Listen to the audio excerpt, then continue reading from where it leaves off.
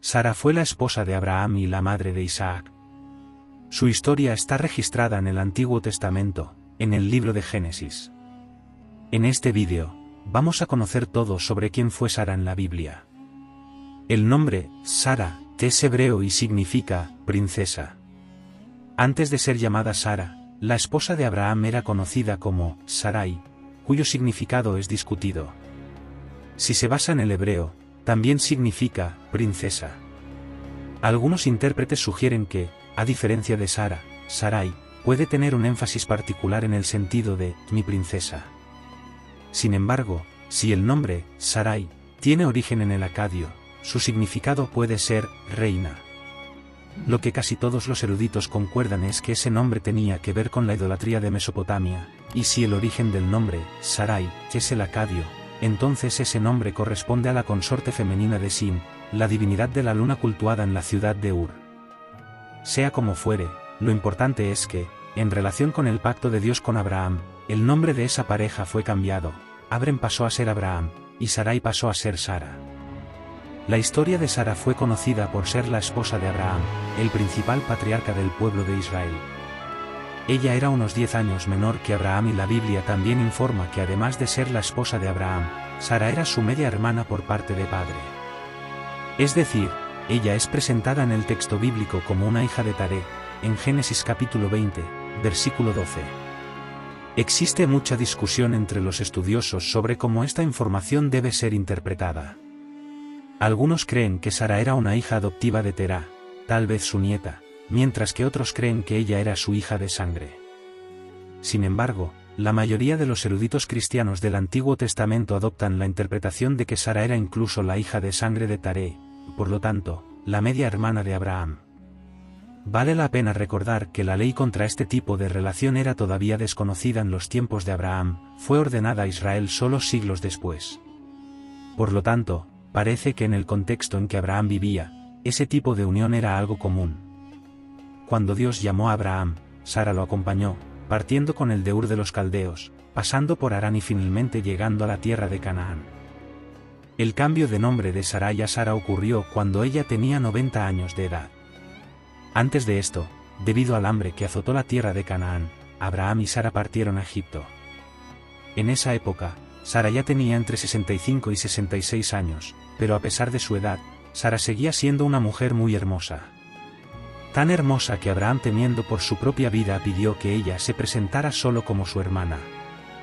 En Egipto, Sara llamó la atención de los egipcios y de los príncipes de Faraón, siendo que el propio Faraón se sintió atraído por ella y la llevó para su palacio. Sin embargo, el Señor castigó al Faraón y a su casa por causa de Sara, lo que hizo que él llamara a Abraham y lo confrontara por haber omitido la información de que ella era su esposa. Faraón devolvió a Sara a Abraham y les ordenó que partieran lejos de Egipto, como leemos en Génesis, capítulo 12. Unos 20 años más tarde, otro episodio muy similar a este sucedió.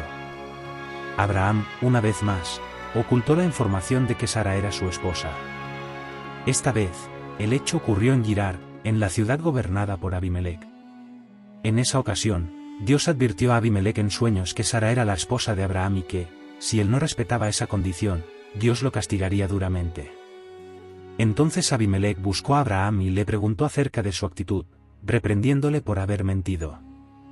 Devolvió a Sara a él y también le dio ovejas, vacas, sirvientes y siervas, tal vez como una especie de compensación por la ofensa. Esto hizo que el patrimonio de Abraham aumentara aún más. Vale decir que Abraham y Sara vivían entre un pueblo pagano antes de la convocación divina, y de acuerdo con las leyes de Mesopotamia de aquella época, la condición de esposa hermana representaba una posición social aún más elevada. Según los textos de Nuzu, el vínculo del matrimonio era considerado el más solemne.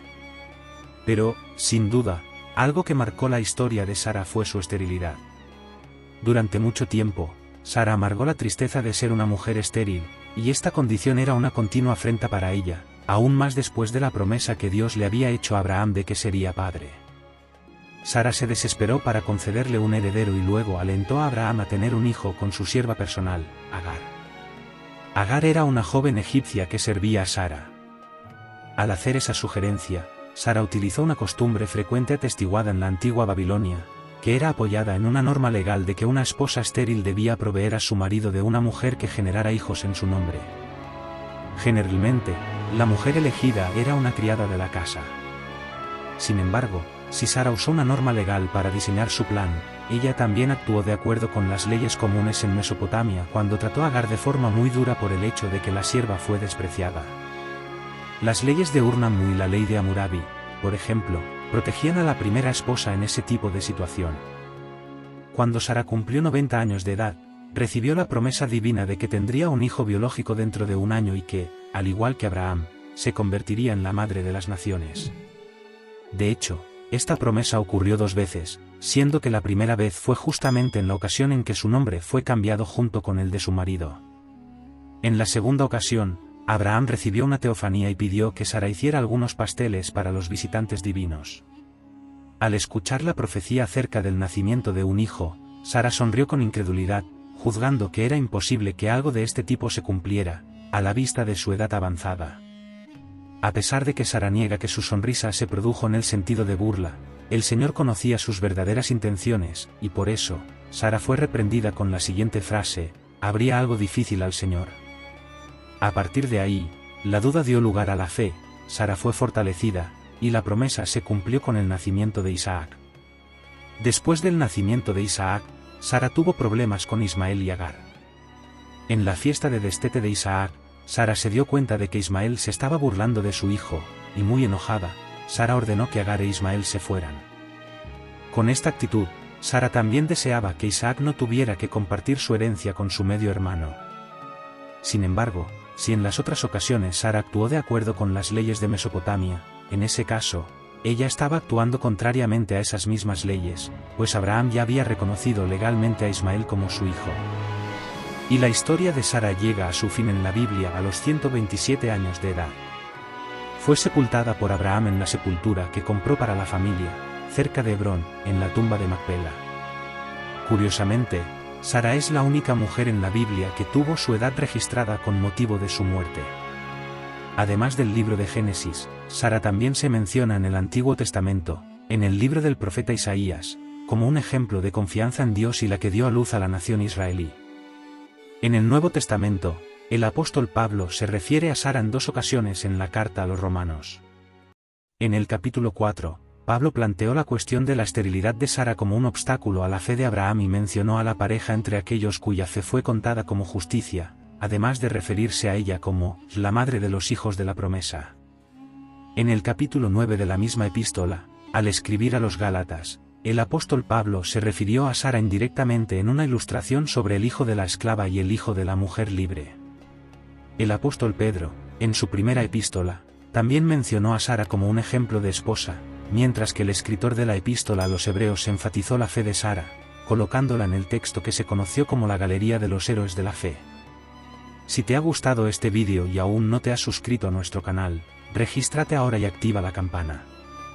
Deje su like, comparta el vídeo con sus amigos y familiares. Permanezcan todos con Dios.